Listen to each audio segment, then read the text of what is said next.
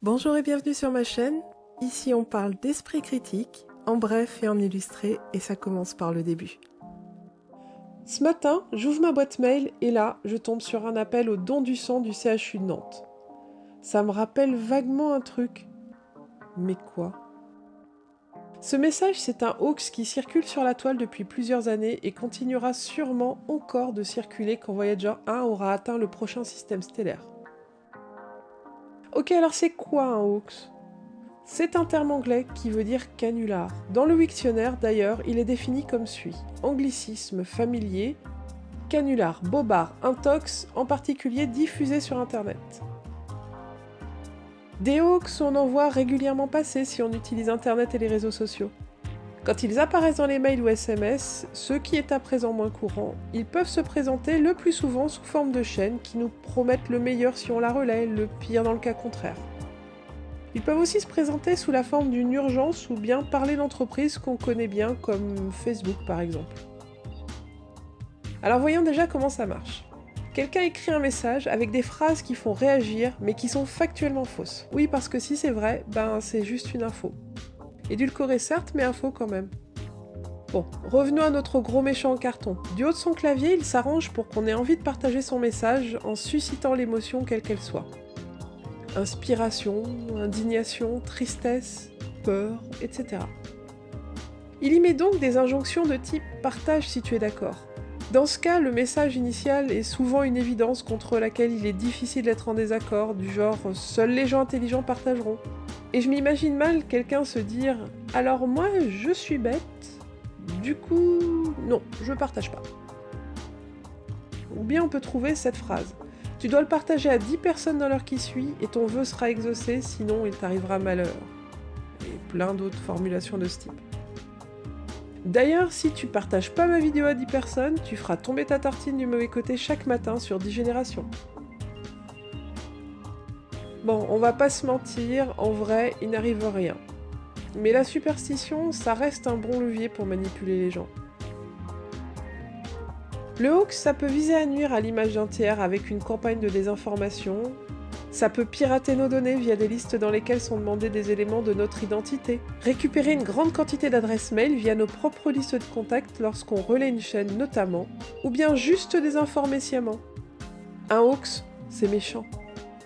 Ça pourrit notre vie numérique et même notre vie sociale tout court. Mais un hoax, c'est un petit peu différent d'un spam. Dans le cas d'un spam, l'émetteur du message obtient notre adresse mail quand on s'inscrit à des newsletters ou sur des sites internet pour demander des informations, entre autres. Dans un hoax de type chaîne, en revanche, on envoie un message à 10 ou plus de nos contacts, ça devient viral, c'est comme si on bossait pour l'auteur du hoax. Mais au-delà de tout ça, un hoax peut aussi avoir une portée idéologique et propagandiste, surtout sur les réseaux sociaux. Je rentrerai pas dans les détails de ce dernier cas, mais ça rejoint les manœuvres de politiciens malhonnêtes ou de militants un peu trop zélés, genre le hoax sur les Roms qui emmenaient des enfants dans une camionnette blanche, ce qui au final a conduit à des lynchages.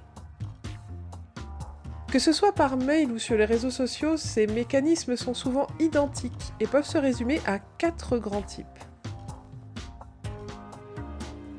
Premier type, l'appel à l'aide. Par exemple celui du CHU de Nantes qu'on a vu en début de vidéo. Ou bien l'appel à l'indignation, comme celui qui dit qu'on peut cuire un œuf avec un téléphone portable, et que du coup ça montrerait qu'on est en danger quand on téléphone. Ils font appel à nos émotions pour nous faire réagir et donc partager. Second type, les pétitions qui sont détournées de leur but premier et dont l'objectif est de collecter un maximum de données d'utilisateurs. Faut faire bien attention quand on en crée une. Le texte peut parfois être modifié, utilisé et dévoyé. Et lorsqu'on en signe une, il faut savoir que nos données sont récupérées. A noter que le poids légal des pétitions signées en ligne sur des sites comme change.org serait quasi nul, voire nul. Mais ceci est un autre sujet, je vous laisse un lien en description pour en apprendre plus. Troisième type, les offres trop belles pour être vraies, ou les calomnies visant à nuire à une entreprise ou des personnes, des adversaires politiques, comme par exemple celui qui dit que Facebook va devenir payant, ou que la messagerie Hotmail va être supprimée si vous n'envoyez pas de message à 10 de vos contacts. Là, on a un combo. C'est une chaîne qui vise à nuire à une entreprise. Quatrième type, la blague pure et simple qui joue sur la loi de Poe. La loi de Poe, c'est quand on a du mal à dire si ce qui est écrit sur le net est parodique ou sérieux quand c'est fait de manière exagérée. En d'autres termes, c'est quand on sait pas si c'est du lard ou du cochon. Comme par exemple les hoax sur les chatons bonsaï qui expliquent comment élever des petits chats tout mignons en bocaux pour brider leur croissance et donc en faire des bonsaïs. Attention toutefois, les articles qu'on retrouve sur les sites internet comme celui sur les squelettes de géants par exemple, ne sont pas des hoax. Ils sont faits la plupart du temps sérieusement par des personnes convaincues de ce qu'ils disent et ne circulent pas autant que les canulars. Quoi qu'il en soit, les auteurs de hoax ne donnent jamais de preuves de ce qu'ils énoncent. Quand on cherche leurs sources, on peine à trouver l'origine de l'information. Et là, faut se dire méfiance. Je dois chercher si ce qu'on me dit est vrai, surtout si l'affirmation est extraordinaire. N'oublions pas que face aux affirmations extraordinaires, il faut des preuves plus qu'ordinaires. Souvent, dans ces messages, on peut même y lire des choses comme « Ceci est une histoire vraie, ce n'est pas une blague, fait réel, à lire attentivement ». Ou bien le texte prend en référence des proches. « Mon cousin m'a dit »,« Un ami l'a vécu », ou des noms d'entreprises connues pour donner l'illusion de réalité qui fait qu'on pourrait les croire sur parole. Comme dans la vie de tous les jours, croire sur parole quelqu'un peut nous induire en erreur. Même si le doute socialement c'est toujours un peu compliqué. Enfin, à l'inverse de ceux qui font des canulars, il existe des personnes qui font croire à des hoax pour décrédibiliser des faits réels gênants. Mais tout ça, en fait, c'est grave. Ça peut s'avérer assez problématique, oui. Outre la perte de temps que ça engendre, l'encombrement du réseau qui va coûter plus cher en infrastructure aux fournisseurs d'accès Internet et donc se répercuter sur notre facture, le hoax va décrédibiliser les vraies alertes et messages importants en nous désensibilisant et en les cachant dans la masse. Ça nous fait perdre nos repères pour discerner ce qui mériterait notre attention. Au-delà de ça, un hoax une fois devenu très connu, il peut se retrouver accompagné d'un virus et infecter notre ordinateur. Même si certains n'attendent pas d'être connus pour ça, la popularité ça aide toujours à se frayer un passage et à gagner notre confiance. Heureusement, il y a des outils efficaces pour les détecter et ça ne nécessite pas de chercher la source pendant des heures.